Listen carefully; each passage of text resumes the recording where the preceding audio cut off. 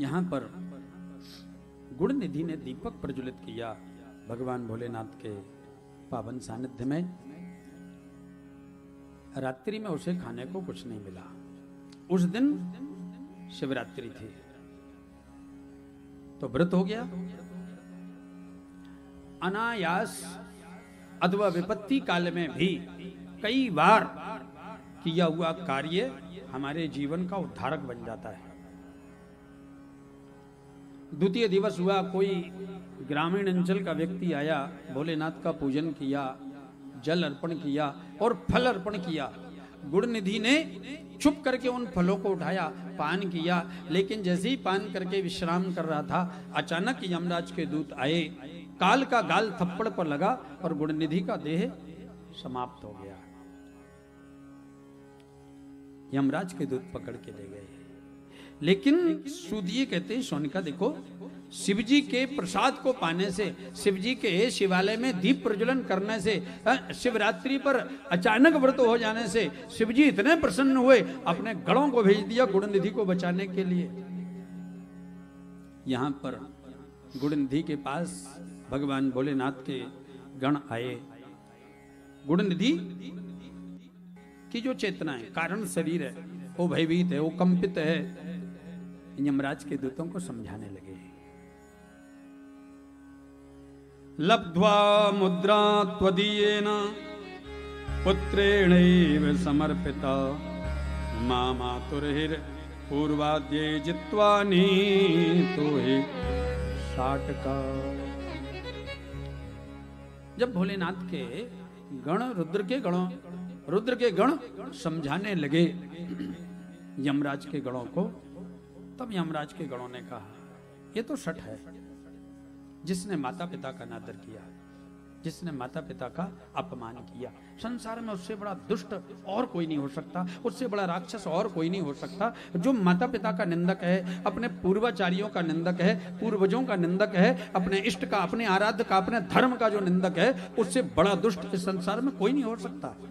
और इसने अपने माता पिता की निंदा की, उनको पीड़ा प्रदान करिए, अपनी पतिव्रता पत्नी का परित्याग कर दिया, अपनी संतान को छोड़ दिया, अपने कर्तव्य कर्म से भागने लगाए। ये बहुत बड़ा दुष्ट है। भगवान शिव के गणों ने कहा, ठीक है, इसने अपराध किया है, इसने पाप किया है, परंतु इसने एक काम कर दिया अंत में। कौन सा? जब ये मरणासन्न अवस्था में आया, उस समय इसने भगवान भोलेनाथ के यहाँ दीपक जलाया है। भगवान भोलेनाथ की जो दिव्य रात्रि है, व्रतों में सर्वोत्तम व्रत है शिवरात्रि का, इसने व्रत किया है। वहां पर धर्मराज के गणों ने कहा, महाराज इसने व्रत नहीं किया, इसको तो खाने को कुछ मिला नहीं, इसलिए व्रत हो गया। भोलेनाथ के गण मुस्कुराते हुए बोल पड़े, इसने जान के व्रत किया या अनजान में व्रत किया, व्रत तो हुआ। और जब ये मरणासन्न था, उस समय इसने भगवान भोलेनाथ के प्रसाद को पान किया। तुमने सुना है, जन्म जन्म मुनि यतन कराई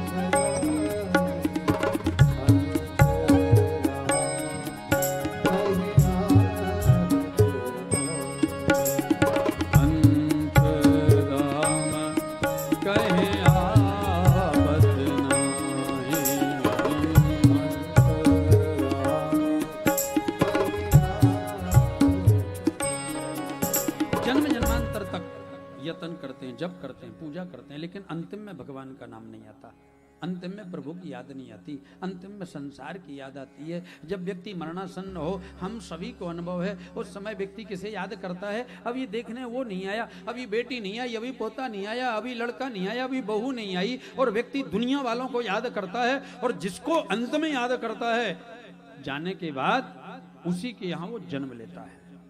बोलो राधे राधे। दूसरे जन्म का वही कारण बनता है, अंतमति सुगति। और इसने अंतिम में भगवान भोलेनाथ के प्रसाद को पाया है। इसलिए भैया प्रयत्न करो, गले में भगवान के नाम की गुरु प्रदत्त कंठी को जरूर धारण करो, कंठी को धारण करो। पता नहीं कब काल का ब्याल का मुख बंद हो जाए, कब ये देह का परित्याग करना पड़े, और कम से कम गले में कंठी होगी। जिसके गले में कंठी होगी उसके सामने यमराज के दूत कभी नहीं आ सकते, उसको फिर ऐसे नरक आदि यातनाओं को भोगना नहीं पड़ेगा। गले में कंठी धारण करो। दूसरा, गुरु मंत्र का जाप करो, इष्ट मंत्र का जाप करो। जब भी अवसर मिले इष्ट मंत्र का जाप करो। मरणासन्न व्यक्ति को हम लोग क्या करते हैं, गंगा जल पिलाते, चरणामृत पिलाते, कम से कम इसकी सदगति हो जाए। वास्तव में अगर उसकी मति भगवानमय हो जाए, अगर उसकी मति अंतिम समय में प्रभुमय हो जाए, तो फिर उसका देह वैसे ही गंगा जलमय हो जाता है, उसकी देह वैसे ही पवित्र हो जाती है। निश्चित ही भगवान के दूत उसे लेके जाते हैं, जिसकी रति कथा में हो गई। अंततो गत्वा भगवान भोलेनाथ के गणों ने धर्मराज के गणों को समझाया, धर्मराज के गणों ने छोड़ दिया, द्वारा उसने जन्म लिया।